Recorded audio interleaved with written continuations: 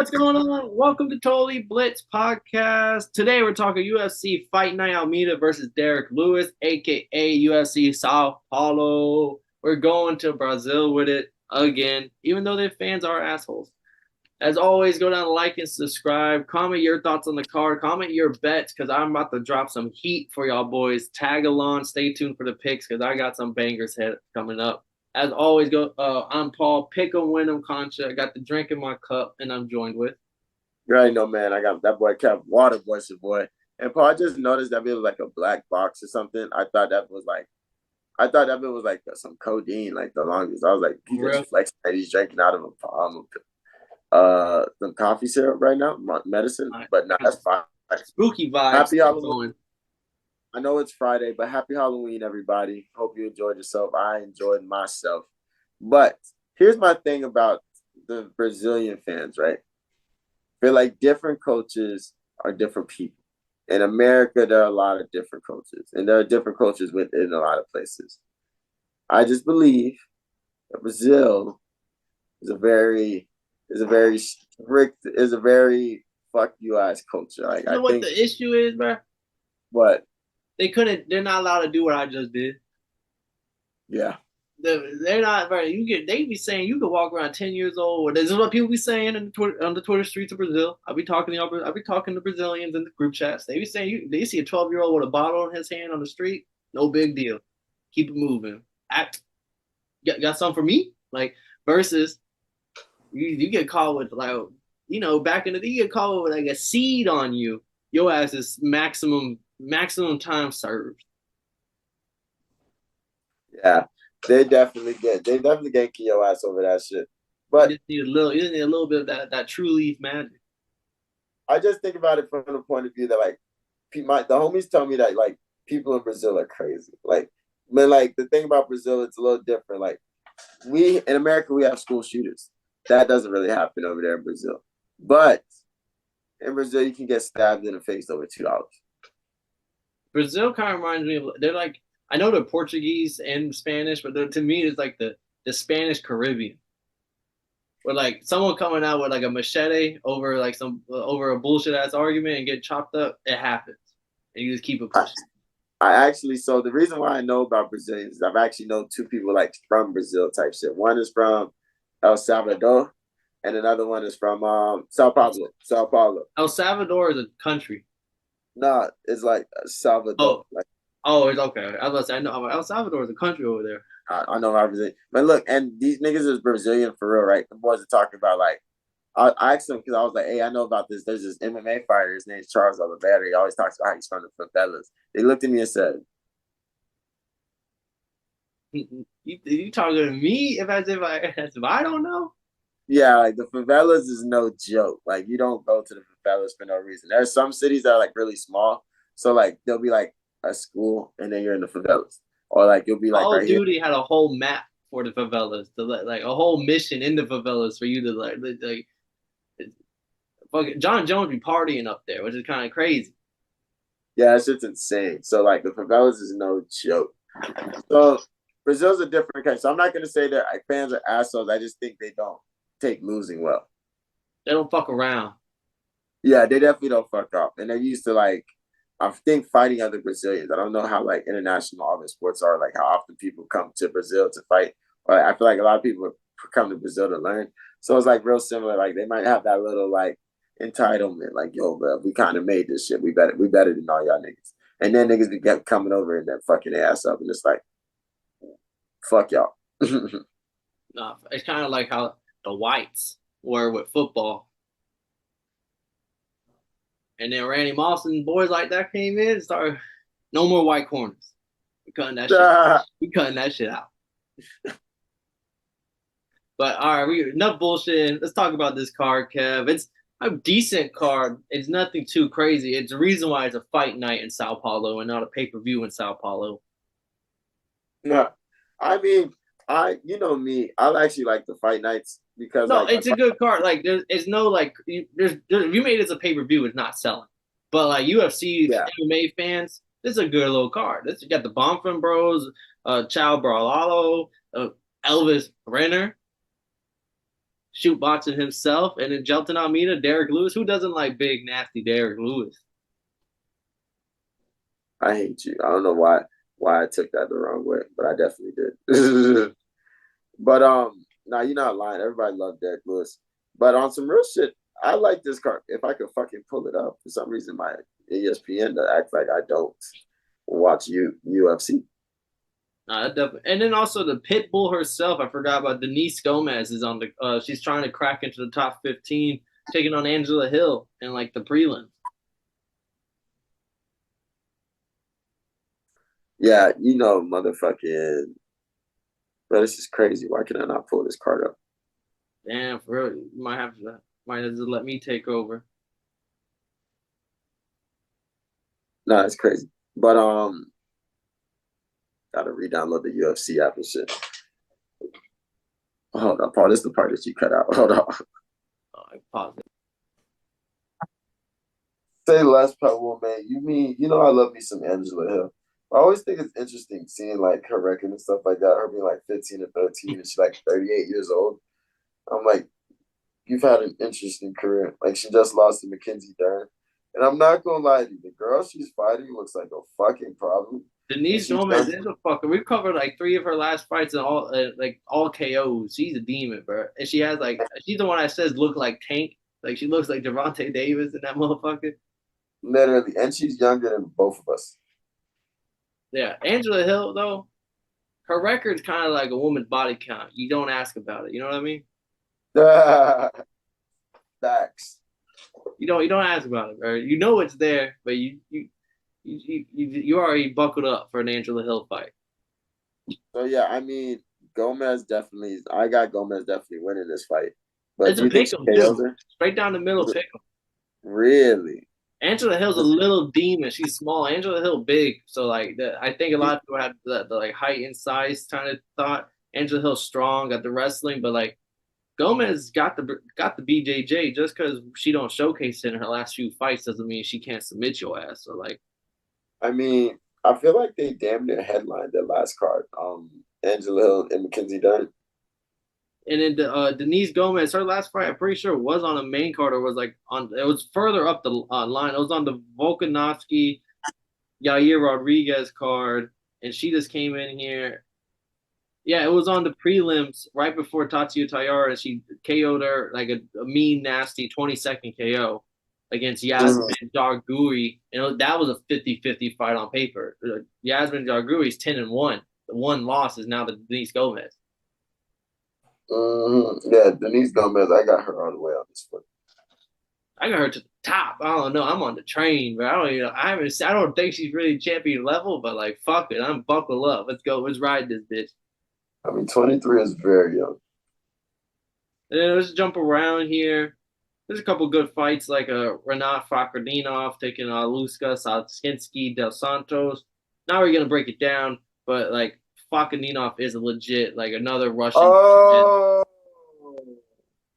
this the dude that submitted Kevin Lee in like 20 seconds. Oh yeah, dusted him. Remember when I was saying like why like the UFC does not fuck with Kevin Lee. This is his first fight back, and they got him taking on this guy. Like yeah, just like 21-1 on a 3-fight win streak. Yeah, and Dos Santos is a good fighter, but he's like 36, 37, aged fighter. He's not going to be able to keep up with the pace of Fakhretdinov shooting how many takedowns that he needs to take that gets you down. Maybe Dos Santos can crack him because he does have heavy hands, but he's a little slow. He's 36 years old. I just think this is a one-sided fight. Dang, I didn't know I expected to be one-sided, but I definitely got my dog for that. But now let's talk your real homie Elvis. I wasn't even going to talk this fight. I'm just talking it because that boy Kev convinced me. I'm letting everyone know that ahead of time. Elvis Brenner taking on Kanan Krushiski. Not going to repeat his name. His name is Kanan. Nah, nothing but love to my dog Elvis Brenner. Real shoot box. He's a real shoot box guy like myself. But I think Krasinski's a fill-in fighter because I don't see any odds on this fight, and Krasinski's picture is a black and white photo, so I'm pretty sure he's a fill-in fighter here. So hopefully Brenner can show out. Nah, for real, and I need him to because like maybe he was a fill-in fighter because he did just fight not so long ago. Bro fought. He fought literally on July 1st. But that fight was so like the way he came back in that fight and came back to get the dub was so crazy that like you kind of gotta respect him in all positions because he doesn't give up. No, I fuck with brother. Low key, bro. They're both Brazilian. They're probably, bro. They both probably just happened to be in Sao Paulo today on Saturday. Like, fuck, just throw him on a card too. Nah, literally, I Like, they just happened to be like, oh fuck, Brenner's coming here to train. Like, you and wait. Now let's get into the nitty gritty. Start off with the first Bonfim brother, Ismael Bonfim, taking on Vic from Hell Pichel. Nice little lightweight matchup. Ismael Bonfim, 19-4. He is coming off a loss where he got submitted. He knocked out Terrence McKinney. Everyone's riding the train. Then he got submitted by Benoit Saint Denis in his last fight at UFC France earlier this year. Benoit Saint Denis is a demon though. But Bonfim brother taking his first loss, taking on Vic Pichel, known for his wrestling, old school type of fighter. Coming off a decision loss to Marco Madsen. Honestly, Bonfim is a heavy favorite for a reason. But this is the Bonfim brother that has holes in his game. He isn't the most polished. I'm not taking him at this crazy money line because Vic Pichel could like wrestle him and dominate him for 3 rounds and get the decision win boring. But Ismael Bonfim got to rewrite his story. He was riding to hide the Terrence McKinney KO, and everyone knew he wasn't as good as his brother Gabriel, but he's still gonna write his own legacy. He needs to come out in this fight and really stamp it, in my opinion. You know what I mean? Like you're coming off a loss to a great fighter, but you're supposed to be the Bonfim brothers. You got to come out here and show everyone that you're just as good, if not better, than your brother Gabriel. How do you feel about Ismael Bonfim in this fight? I mean, Ismael Bonfim is one of those dudes that like I put a lot of hype on him because I was screaming how Terrence McKinney was gonna fuck him up. And then we seen Terrence McKinney tweeting like 10 minutes before his fight to get KO'd in like 30 seconds by the vicious knee type shit. So I was one of those dudes that gassed the fuck out of Ismael Bonfim, and then I got to watch him lose to, in France to Saint Benoit Denis that's from France. So like I don't want to use that as my only. I've used those two instances as my only judgment. So I'm gonna come in pretty unbiased. But Jit that they're fighting is 40 years old, and he looks like Sean Strickland's like dad that he always talks about how he hates. So I'm just sitting there thinking like, huh? But takedown warrior though, he got the wrestling like a motherfucker. Really? Yeah, that's the one thing. I was like, it could be a 15-minute decision win for Pichel, or let's see Bonfim uses BJJ or uses footwork, or like you got to come out and stamp it. You can't make it look ugly. Oh, bro, I'm looking at his stats. That it says takedowns 3. I'm like, if you average 3 takedowns a fight, it's crazy. He's been in UFC forever too, bro. It's not just 3 on like 3 fights. It's 3 on like 10 fights. Wow. But that's a good fight. Let's just move. We're both going with Bonfim, but he has to make a statement. Let's go to the next fight, Kev. Did you want to talk about the Chow Barallo versus Abus Magomedov? Abus Magomedov, the one that lost to Sean Strickland, then Sean Strickland gets the title fight right after it. Not really. Yeah, like Chow should win. He's a big favorite. He's gonna wrestle him.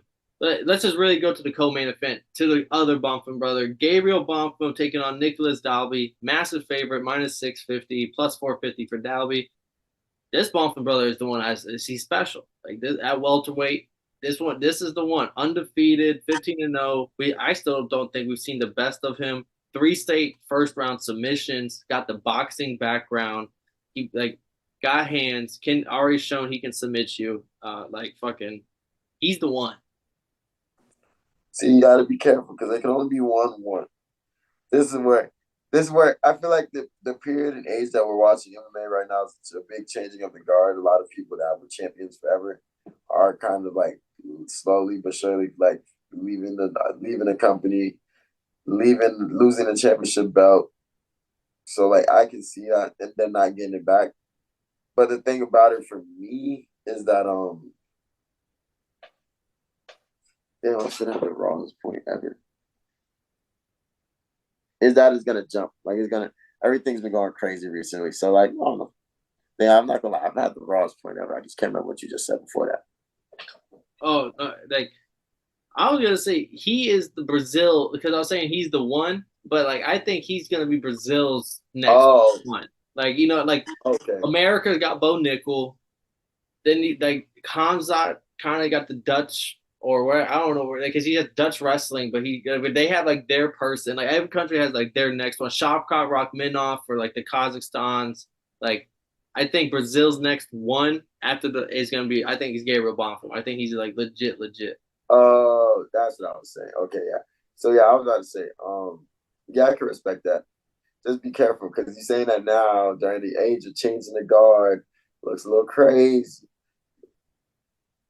Yeah, no, it definitely like also when I talk about this heavyweight, he's also the next one for like fucking Brazil. But like Yep. Brazil, like every like Bo Nickel's the next American hope. I think the Bonfim Bros could be the next Brazil great hope. Nah, see, Sean Strickland was America's last hope, but I see Oh, what you mean about Bonfim. I definitely got Bonfim winning this fucking fight. Can't wait to watch him perform, and I would love to see him continue to climb the ranks and be that guy at 170. and then our final fight, heavyweights gonna bang it out. Jailton Almeida minus 550. A lot of massive Brazil favorites here. Taking on Derrick Lewis plus 385. Derrick Lewis coming off the flying knee in the opening seconds, and like fucking like back to prime time. Derrick Lewis, we were down him, Kev. He was a candidate for worst 2022, and he was kind of leading the race for like the worst 2022 candidates. Nah, you were on his ass anytime you had a chance to bring him up. And then I was trying to defend him, but like the way he was losing seemed like he didn't even care in the first place. It came back big 2023, flying knee. Derrick Lewis, tired of motherfucker. But taking on Jailton Almeida, he's been dominating at heavyweight, getting his first, I won't say real test, but like his first real crack at like what a top 5 heavyweight in the UFC looks like. That's crazy, but I respect it. Like, even though it's not the same Derrick Lewis from like 2019 and shit, but it's still like someone who's been in the upper echelon and it's the only real bookmark on the resume that you can really look at and be like, how, because that's how I'm grading it. It's like, how is he going to fare to Derrick Lewis? Is he going to dominate top control position like he did against Rosenstrike, Porter, Amnadulov? Like not bad fighters, but definitely not the upper echelon of the UFC heavyweight division. Derrick Lewis, I think it's gonna be that first real test where we can actually grade him on this win or loss. Like, how does he look? Because it isn't gonna be as easy as how like last 5 fights, all first round except for one, which was the second round KO. Like, is he gonna do that to Derrick Lewis, or is Derrick Lewis gonna? Is he still got enough in the gas tank? Because now he kind of showed us he was at the pump for a little bit. He put a 20 back on that motherfucker. Got a little bit more. Yeah. I respect that completely. I think that's a really great take. Derrick Lewis is kind of the standard. He's not the gatekeeper per se, but he's like the standard. Like, all right, I didn't want to throw that word on him. I try to stay. I was like, I don't want to call him a gatekeeper. Derrick Lewis is that guy. Yeah, he's a guy. He's a guy. He's his own guy. But yeah, this was actually a great that's a great way to figure it out. We'll see. We'll see what the fuck happens. I think Jailton Almeida is gonna wash him, get him up out of there. But if this is a close fight, Jailton Almeida isn't like that guy. I feel like he's gonna be challenging the Tom Aspinalls and the Sergey Pavlovich. I think he's gonna get to like a Curtis Blades level and then kind of slow down, like that type shit. He's 32. He's been in the fight game for a little bit. 19-2. So like he's not the youngest cat either. So like he needs to if he dominates Derrick Lewis, it does. Because John Jones versus Stipe's off. Stipe's off the UFC roster. John Jones needs to recover, and now it's Tom Aspinall versus Sergey for the interim belt. If he beats Derrick Lewis handily, I think he deserves if maybe a Curtis Blade matchup to see who fights next type shit. But like this is like it's not the last step on the ladder, but it could be the second to last step. It could be the right before you're actually at the top of the ladder. Yeah. I'm taking Jailton Almeida though. Yeah, I think it's gonna be a wash repeat. Derrick Lewis, his best chance in this fight is the first like 2-3 minutes. Land something big, change the whole momentum of the fight. Damn, what this dude? Because you see when the last fight Derrick Lewis never said that he knocked out Brett Teeves, and then the rest of them he knocked them all loose. So like he was in excruciating pain. Yeah, and I mean it could also be like when he beat Curtis Blades, where Blades was like 30 seconds away from a decision win, and then bam, Derrick Lewis catches his ass with the uppercut. Got his ass. I like Derrick Lewis. But we'll see, man. I mean, last time I got to see Derrick Lewis happy as fuck off of a win. So it's good. Let's see if he can do it again. I mean, it'd be nice to see if he could do it again, but I got Jailton on me. Yeah, both Ryan heavy on the Brazil card. Like I said, tail the Brazilians that we picked in this. Put them in a money line parlay, and we're gonna be on the recap laughing together.